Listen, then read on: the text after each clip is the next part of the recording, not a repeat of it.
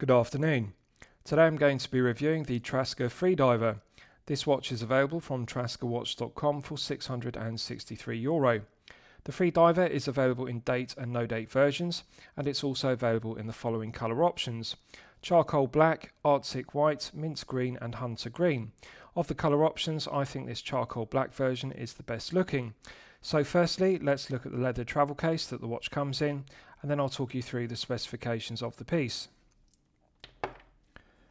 So the watch comes in a travel case which is protected by a white cardboard outer box and this black cardboard sleeve. So you remove the sleeve and remove the lid, and I'll show you the travel case itself. So as you can see, good quality finishing to the leather travel case because we have the Traska emblem embossed. Good quality stitching around the perimeter, nice matte finish to the grained leather, and I like the quality of it. So we've got stainless steel popper to the flap, and inside we have a foam panel which has a suede effect to the fabric, and the purpose of this foam panel is it goes in between the case back and also the bracelet clasp, and that prevents the bracelet clasp rubbing against the case back in transit and scuffing and scratching it. So good attention to detail. I'm often critical of brands using the default option of a cardboard or plastic watch box. This is a mid-tier piece at €663, and using a leather travel case is the correct choice. Traska deserve credit for that. With the watch, you also get an owner's instruction manual in the form of this fold-out leaflet. Now you can see that this says Traska Commuter because it's from my commuter piece, but the Freediver owner's instruction manual is the same, it just says Freediver. Clear, concise diagrams. The instructions are in English and it details the operation of the movements used in the Freediver. So as I've detailed, the Freediver is available in date and no date versions. The date version we're going to be looking at uses the Miyota caliber 9015. The no date version uses the Miyota caliber 9039 respectively, but this owner's instruction manual covers both calibers. So with regards to the specifications of the piece, we have a 40.5mm case diameter, we have a lug-to-lug measurement of 48mm, we have a thickness of 12.2mm and a lug width of 20mm. The oyster style bracelet tapers from 20mm at the lugs down to 16mm at the 2-button push clasp, and as you can see, the 2-button push clasp is signed to a high standard with high definition engraving of the Traska emblem. Flawless mirror polishing to the flanks of the clasp, which has a micro adjustment, and beautiful luster to the 316L grade stainless steel. Now, the thing to note is this Freediver is entirely made from hardened 316L grade stainless steel rather than standard grade. So to put that into perspective, the bracelet, the bezel, the crown and also the case back, every part of this watch are made from hardened 316L grade stainless steel with a hardness rating of 1200 HV. HV stands for hardness Vickers. So to put that into perspective, standard 316L grade stainless steel that you will all be familiar with typically has a hardness rating of 200 HV. This is 1200 HV, which is far harder and therefore more scratch resistant.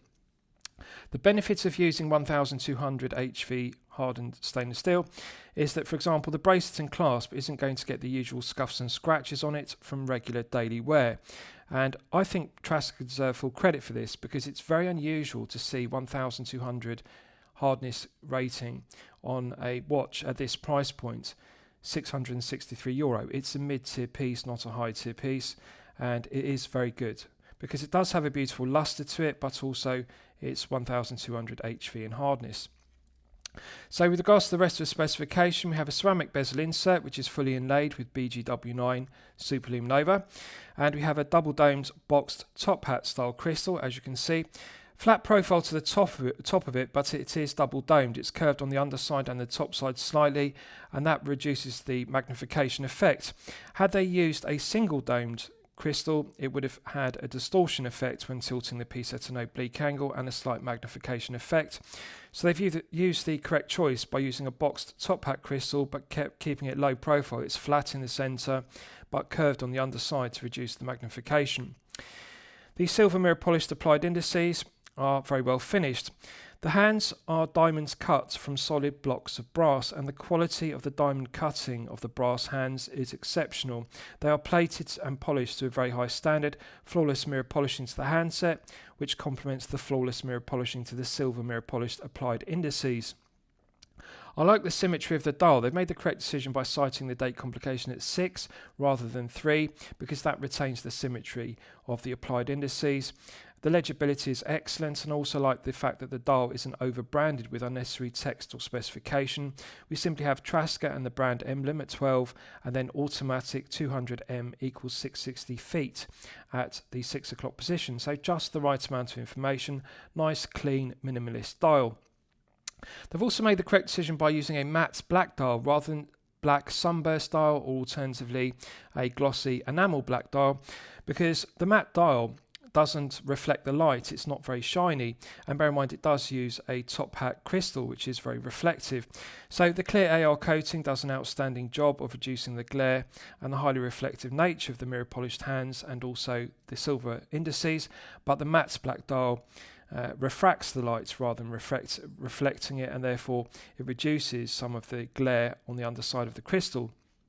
So legibility is good. Good attention to detail also, because if you look at the date complication at 6, they haven't used the default option of a rectangular date window. It has a circle, and also the circle has a 3D effect to the silver circle around it. So the legibility is good. It doesn't cast a shadow on the Arabic numerals and the date wheel beneath it. And I like the fact it's a silver circle rather than just using a square. And very aesthetically pleasing. It complements the silver applied indices and the silver handset. The hands are correctly proportioned. The minute hand extends all the way to the white minute ticks on the chapter ring. The hour hand extends all the way to the applied indices, and the second hand, which has a Lume dot on it, also extends to the tip of the minute ticks. So proportions of the handset are very good. I also like that Traska haven't created an homage piece to a Rolex, Tudor or Omega, for example. The shape of the indices and also the shape of the handset are an original design. For example, they didn't just copy Rolex and use Mercedes hands, or copy Tudor and use Tudor snowflake hands. These hands are an original design to the Freediver, and also the indices are an original design, and it works very well. I like the ceramic bezel insert, which is fully inlaid with BGW9. The minute ticks are like a mil sub bezel, and again they've made the correct decision by using a circle dot of BGW9 rather than the conventional triangle, so it is original. Nice glossy finish to the ceramic. It's polished to a very high standard, so although it's very reflective, it's very aesthetically pleasing. The bezel is coin edge finished, made from solid 316L grade stainless steel. Again, the bezel is hardened to 1200 HV, so it's very scratch resistant. Nice mirror polished chamfer to the top edge of the coin edge teeth, so no sharp edges to the top edge of the teeth. The chamfer is finished to an exceptional standard. High definition finishing to the coin edge teeth on the bezel, and it's the correct proportion. It's grippy and tactile, easy to get purchase on with one's index finger and thumb, rather than being too low profile to get a good grip of it. Right, so let's test the bezel execution. 120 click unidirectional bezel, as one would expect. Now, the thing I want to bring to your attention about this bezel is that it has ceramic ball bearings beneath it. This is the first watch on my channel that I have experienced ceramic ball bearings beneath a bezel. Usually dive pieces have 120 click unidirectional bezels that you'll all be familiar with, and they are operated with a click spring. The click spring beneath the bezel engages in grooves in the underside of the stainless steel bezel, and that's what gives you the 120 clicks. But this also uses a click spring with ceramic ball bearings to improve the smoothness of it. Now, the only other watch I have reviewed with ball bearings underneath the bezel is the Rolex GMT Master 2. And in order to get a bidirectional rotating bezel, brands use spring-loaded ball bearings, which are usually steel, and they usually use 4, one at 12, one at 6, one at 9 and 3, and they're equally spaced at quarters around the bezel, and then one has the friction feeling of the ball bearing engaging in grooves underneath the bezel, and therefore one can rotate the bezel clockwise and anti-clockwise. You get the clicks of the GMT bezel the same, both clockwise and anti-clockwise. Dive bezels only rotate unidirectionally. They usually rotate anti-clockwise only, and one has 120 clicks with the click spring engaging in the grooves, but one cannot rotate the bezel clockwise. So this has 120 clicks. It has a click spring, but it also has ceramic ball bearings rather than steel. The only time I've seen ceramic ball bearings used in a watch is on Tudor pieces. Tudor used ceramic ball bearings in their clasps on the Pelagos and the Black Bay and the Black Bay 58, for example, because the ceramic is hard and therefore more hard wearing than using 316L grade stainless steel ball bearings. So Traska deserve credit because this is innovative, and also ceramic ball bearings are more expensive to produce. So let's test the bezel execution. Absolutely fantastic. It feels really smooth. Medium resistance to it, and it feels smooth all the way. The resistance feels perfectly the same all the way through the 360 degrees. Nice, loud, audible clicks. Each click is heavy. It's got a really solid bezel action. I have reviewed hundreds of watches on my channel, and I can tell you this is one of the best bezel actions I've experienced. It's Rolex level in quality. I actually prefer the bezel execution to my Rolex Submariner dates 16610 because the clicks are heavier, they feel more solid. I actually feel that Rolex Submariner and Submariner dates bezel execution, the clicks are too light, but with this they feel heavy, they feel solid and reliable. Love the sound of it, and also the feeling is really smooth.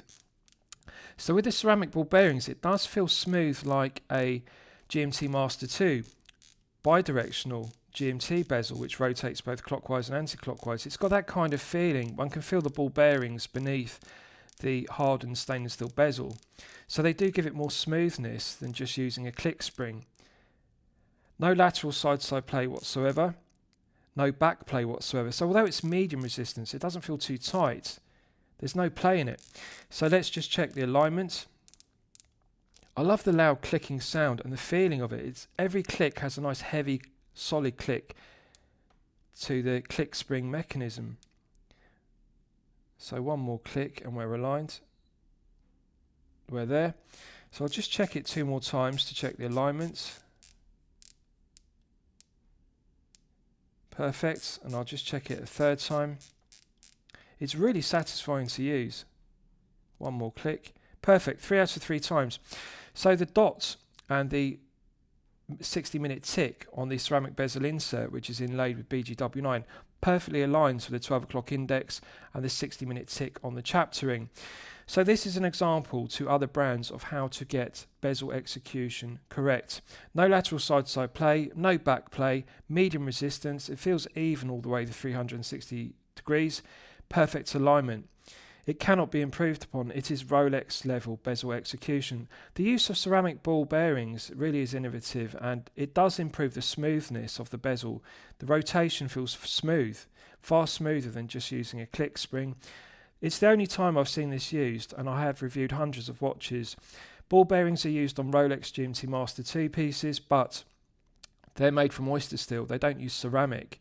And Tudor do not use ball bearings beneath their bezels. So they use click springs. So really, Traska deserve credit because this is €663 with ceramic ball bearings. It's fantastic. So let's test the screw down crown execution. Coin edge finished. And we have the Traska emblem embossed, as you can see. Nice chamfer to it, no sharp edges, but the coin edge teeth are grippy and tactile. One can get good purchase with one's index finger and thumb. Let's test the execution. Absolutely silky smooth. This is sublime screw down crown execution. It's fantastic. It's Rolex level. Really, this is like the triplock crown used on my Submariner dates 16610. That is the quality of the machining, the quality control and the tolerances of the internal thread of the stainless steel crown and the external thread of the stainless steel crown tube. Perfect machining interface. It's just sublime. So, this uses the Miyota caliber 9015 on the dates version. Pulling it out to the first click position is the quick set date complication. So if you look at the dates window at 6, you can see the date clicks over with a nice positive click. In terms of the quick set dates, it feels lighter than the Seiko NH35A, which you'll be familiar with. That has a heavy click set mechanism. Each day of the month clicks over with a heavier click. The Miyota 9015 is a premium grade. The 9000 series of Miyota calibers, such as the 9015 and the 9039, which are my personal favourites, they're a premium grade and they're more refined than the NH35A. So they feel smoother. They feel more like a Solita SW200-1 or an ETA 2824-2, which they are equal quality to. So lighter action and smoother action to the quickset complication, but each day of the month does click over with a nice positive click. It's an absolute pleasure to set the date. Putting it out to the second click position hacks the movement. If you look at the second hand, I have now hacked it, so it's possible to set the time precisely to the second. Nice light resistance to the 9015. Again, one can feel the better quality than the NH35A. The gearing is lower friction, and one can feel the jewels in the movement, reducing the friction. No back play whatsoever. There's immediate response. When you rotate the crown clockwise or anti-clockwise, the minute hand immediately responds. It moves clockwise or anti-clockwise with the crown. There's no back play in the gearing. So it feels like a nice solid tight movement. Quality control's good, build quality is good. The 9015 has been in use since 2009, and the 9039, the no-date version of it, has been in use since 2018. So both premium 9000 series movements with no quality control or reliability issues reported whatsoever. They are excellent movements. Pushing it back in, it's got a nice positive click, and that restarts the movement. You can see the second hand begins to sweep around the dial once again with its characteristic 4 Hz sweep. Again, this is something I really like about the 9015. The movement has a 4 Hz sweep because it runs at 28,800 vibrations per hour. With the NH35A, for example, that has a 3 Hz frequency. It runs at 21,600. So on an NH35A, the second hand judders or stutters around the dial because it has a 3 Hz frequency. I like the smoother sweep of a 4 Hz sweep, as you can see, and that's something I like about the 9015. The second hand sweeps smoother than on an NH35A running at 3 Hz. So let's test screwing the crown back down. Instant thread pickup. It's just fantastic. Perfect machining. The tolerances and the quality control of this screw down crown are perfection personified. There's an immediate interface between the internal thread of the stainless steel crown and the external thread of the stainless steel crown tube. The threads pick up instantly, and it's silky smooth to screw down. This is one of the most satisfying screw down crowns I have experienced. It's 10 out of 10 Rolex level quality. Right, so I'll show you the case back. Solid 316L grade stainless steel, and as I've detailed, hardened stainless steel, 1200 HV hardness rating. Concentric CNC lathe tool machining to the center section, which is sterile, and we simply have the circumference engraved with the specification. The thing I like most about it is look how flat and low profile the case back is. It's not a bubble back case back one would get with an NH35A. Traska have made the correct decision by using the 9015 on the date version of the Freediver and the 9039 on the no date version respectively, because that reduces the thickness of the piece down to only 12.2 millimeters, and that's largely due to using a flat case back rather than a bubble back case back. So perfectly flat, smooth against the wrist, very comfortable. The solid female pivoted end links are a good tight fit to the head of the piece and finished to perfection. No sharp edge to the undercut to the head of the piece, so the quality of the finishing is excellent. Now, with regards to the clasp, this is one of my favourite aspects of the piece. Just look at the pelage finishing on the solid milled 316L grade stainless steel clasp. One doesn't see pelage finishing on mid-tier pieces at this price point of €663. Pelage finishing is used on movements on high-tier pieces, and you'll sometimes see it on clasps on high-tier pieces costing in excess of €10,000, but you certainly don't see pelage finishing on clasps at €663 in the mid-tier. Even on the underside of the clasp, which you don't see, they've put pelage finishing on the right-hand portion, which is unnecessary because you don't look at it. It could have been brush satin finished as a cost-cutting measure, but they've even put pelage finishing on the right-hand side of the underside. But the pelage finishing is absolutely gorgeous, the way it catches the light. They could have just brush satin finished it as a cost-cutting measure, but they didn't. Pelage finishing is expensive, and it adds to the premium feel and look of this piece. It's very aesthetically pleasing. The 3 hinge pins are a good tight fit, good tolerances, no excessive play, and the 2 button push snap shut with a nice positive click. Light resistance to the 2 spring-loaded pushers, and it is finished very well. Good heavy gauge to the 316L grade stainless steel, which is hardened 1200 HV. No sharp edges, doesn't have sharp corners to it. It is finished to perfection. Now, one of my favourite details is the ratcheting quick adjust mechanism. So you press in the quick adjust mechanism and that deploys it. I'll show it to you from the exterior. So this gives a full 10mm of adjustment, and each click has a nice solid positive click, rather like the Bezel. Loud audible clicks, nice and positive, and you simply press it in with one's index finger or thumb. Good firm resistance to the trigger. You have to press it in hard with an index finger or thumb. And I'll just bear with me, I'll get the camera to focus. Right, I'll show it to you when you deploy it. So full 10mm of extension, and then it clicks in with nice positive clicks. And it's good and secure because we've got two flathead screws on either side to the flanks, as you can see. So the mechanism is tight. It doesn't rattle inside, it doesn't have excessive play, and it's not going to accidentally deploy when on wrist, because the button you have to push in it in hard. It's very heavily sprung loaded, so you have to press it hard with your thumb or index finger. So for example, with the pressure of the wrist against it when you're wearing it, it's not going to accidentally deploy. You have to really push it in hard with your index finger or thumb in order to release the mechanism. And it does pull out smoothly and then click back in with nice positive clicks. So it's one of the better alternatives to a Rolex glide lock style clasp, and I like this style of ratcheting mechanism because it's solid, the refinement is good, the tolerances are good, and it doesn't rattle when it's on wrist. That's the important thing. It doesn't make a noise, which is annoying. So the clasp is excellent. Proportions of it are also very good. It doesn't stick out too proud from the wrist. Right, so I'll give you a wrist shot and you can see how it fits on my 8-inch wrist. Now, I have sized this bracelet. I have actually removed 2 half links. This is something I like about Traska watches. They don't just have an oyster style bracelet with full links only, they also include a half link either side of the clasp, and that means you can get the perfect fit. And this is an example of two other brands of how to get it correct when using oyster style bracelets. Use a half link either side of the clasp, and therefore you can get the perfect fit, because sometimes removing one full link or adding one full link doesn't give the perfect fit. The bracelet feels too tight or too loose.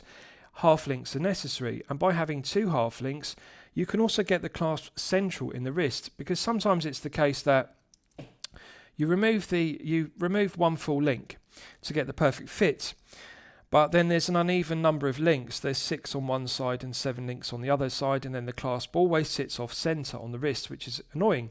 But by having half links, you can perfectly centre the body of the clasp left or right on the 6 o'clock or the 12 o'clock side to the head of the piece, and get the perfect symmetry. And I like clasps to sit dead centre of the wrist. I don't like them to be offset to the left or the right, too far to the 6 or too far to the 6 o'clock side to the head of the piece. So I've removed the 2 half links, but I've got the clasp perfectly central, and I can still fit an index finger underneath the bracelet and clasp. So I can tell you that you will have no difficulty whatsoever. If you have a larger 8 to 8.5 inch wrist, this bracelet will fit you no problem whatsoever. It fits me like this with an index finger of gap, and that's with 2 half links removed. 20 to 16 is the perfect taper. This is perfection personified with an oyster style bracelet. What we're looking at is correct decision after correct decision, because they haven't used male end links, which would extend the perfect 48mm lug to lug. Female pivoted end links pull the end link in the bracelet snug to the wrist. You can see if this had a male end link, the end link would stick out, and therefore one would get a gap underneath the end link in the oyster bracelet, but you can see it's a snug fit to my wrist. There's a minimal gap beneath the undercut to the head of the piece. The tips of the lugs don't have a big gap, so it wraps around the wrist rather than sitting on top of it like a slab of 316L grade stainless steel. The comfort level of this bracelet is sublime. 20 to 16 is the perfect taper for a 40.5mm head of the piece. Wrist presence is good, so regardless of whether you have a 6 to 7 inch wrist or a 7 to 8 inch wrist respectively, you will enjoy the wrist presence of 40.5. Now, with regards to the heft, with all the links in the oyster style bracelet, this weighs 150 grams, but I have removed 2 half links, and therefore the heft is 150. 150 grams is the perfect weight, it's the perfect heft for a 40.5mm head of the piece. It gives a feeling of quality and heft to the piece. You can feel it on wrist, but it doesn't feel top heavy. It feels perfectly balanced. 150 grams is perfect for a 39 or a 40mm case. So I like the taper, 20 to 16. The proportion of the clasp is good because it doesn't stick out too proud from the wrist, it curves around it. It's relatively low profile despite housing the ratcheting mechanism. The length of it is correct. Even if you have a 6 to 7 inch wrist, you're not going to find it too long. And I really like the profile of it because it curves around the wrist and it's low profile. Beautiful luster to the hardened 316L grade stainless steel. Mirror polished flanks and nice mirror polished bevels to it. So the finishing to the head of the piece is gorgeous. Brushed satin finish to the tops of the lugs, which contrasts with the mirror polishing to the flanks. I'd also really like the large bevels which are machined, which mark the transition between the tops of the lugs and the flanks to the case. The holes in the pierced lugs make it easy to replace the bracelet, so you can depress the spring bar externally, and it also gives the piece a vintage aesthetic because pieces from the 1960s and 1970s had holes in the lugs. And I like that vintage look of having the pierced lugs with the holes, but it's also very practical because without quick release spring bars, you can simply press in the spring bars externally to remove the bracelet if you want to fit a strap. Absolutely gorgeous box top hat profile to the crystal, and I really like the glossy finish to the ceramic bezel inserts, which is inlaid with BGW9 on the mill sub-style minute ticks. So legibility is good, wrist presence is good. One of the most comfortable and well balanced pieces I've worn. It absolutely feels weightless on wrist. It feels invisible. And at 150 grams, it's very deceptive because it does feel like a very comfortable weightless piece. 3-year international warranty is also very good at this price point. Usually in the mid-tier at €663, one would expect a 1 or 2 year warranty. 3 years is exceptional. Right, so let's do a Lume test and we'll see how the Lume performs when it's charged up to the absolute maximum. So as always, I'm going to use my 100 UV LED torch to charge it up to the absolute peak. So the Freediver uses BGW9 Super Luminova, so I've got very high expectations of the performance. Right, so that's now fully charged, and as you can see, it has not disappointed. This has fully delivered to my expectations. We're clearly looking at 5 to 6 layers of BGW9 on the ceramic bezel insert, the applied indices and the handset, as you can see. There's a perfect colour tone match which indicates that they have applied the same number of layers of BGW9 on the bezel, the dial and the handset. Often it's the case with mid-tier brands, there's a colour mismatch. For example, they apply 5 to 6 layers of BGW9 on the handset, but only 3 to 4 layers on the indices. But what you're looking at here is a perfect blue colour tone match between the bezel, dial and hands, so we're clearly looking at 5 to 6 on all three. We're not looking at 3 to 4 on the dial or 3 to 4 on the bezel. The quality of the inlay of the BGW9 on the 60-minute ticks on the mill sub-style markings to the ceramic bezel insert is some of the best I've seen. It's high definition. They've engraved the ceramic to a very high standard with sharp, crisp minute ticks, as you can see, and then they've infilled the engravings to the ceramic with BGW9 with a full 5 to 6 layers. And you just look at the legibility of the minute ticks. It's fantastic, and the circled dots, as you can see, at 12, rather than using a triangle Lume pip, is fantastic because we've also got 5 to 6 layers. It's glowing brightly. I really like the shape of the hands, and as I've detailed, they deserve credit for not just copying Rolex Mercedes handsets or alternatively Tudor Snowflake handsets as used on the Submariner or the Black Bay, for example. They've come up with their own original handset shape, and the hands are correctly proportioned. They're diamond cut from solid blocks of brass, and they're large enough to allow for large plots, large area of 5 to 6 layers of BGW9 to be applied. Now, as you can see, the exciter in the BGW9 is not fading whatsoever. This is 10 out of 10 performance. It's an example to other micro brands, other mid-tier brands, how to get Super Luminova application correct. 5 to 6 layers on the bezel, 5 to 6 layers on the dial, 5 to 6 layers on the handset. It cannot be improved upon. It's got a similar tone to the BGW9 as Rolex Chromalites. There's no discernible difference in the performance of the exciter, and I really like the BGW9. The perfect symmetry of the dial is good. I like that the date complication is at 6 because we only have the 6 o'clock index deleted. I think it looks better than having the 3 o'clock index deleted had they put the date complication at 3, which is the usual default position. I like it at 6. So very good performance, as you can see, still glowing very brightly. The exciter is giving 10 out of 10 performance. So fantastic. Right, so let's discuss the movement use because it's one of my favourite aspects of the piece. So, as I've detailed, the Freediver is available in 2 versions, a date or no date version. So, on the date version you're looking at here, they use the Miyota Caliber 9015. On the no date version, they use the Miyota Caliber 9039 respectively. Both 9000 series Miyota calibers. They are premium grade Miyota calibers. My 2 favourite Miyota movements. So, with regards to the 9015, it was produced in 2009, so it has a reliable, well-proven record. The 9039 used in the no-date version was produced in 2018, which at this stage has 6 years of service and again has a reliable, proven record to it. So the 9015 has 24 joules. It runs at 28,800 vibrations per hour and a frequency of 4 Hz. It has hand winding and hacking, which is used for complications, and a quick set complication to the dates, which I've demonstrated. 42-hour power reserve is perfectly acceptable. The stated accuracy is -10 to +30 seconds per day, so rather wide accuracy range. But however, I'm pleased to report that the 9000 series of Miyota calibers, such as the 9015 and the 9039 respectively, can be better regulated than the stated -10 to +30.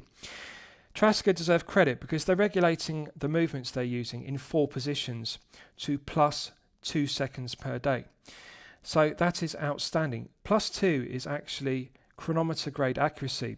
So to put that into perspective, chronometer accuracy is -4 to +6 per day. This is regulated to better than -4 to +6. This is regulated to +2 per day in 4 positions. And it's running consistently at +2 seconds per day when fully wound to its maximum 42-hour power reserve.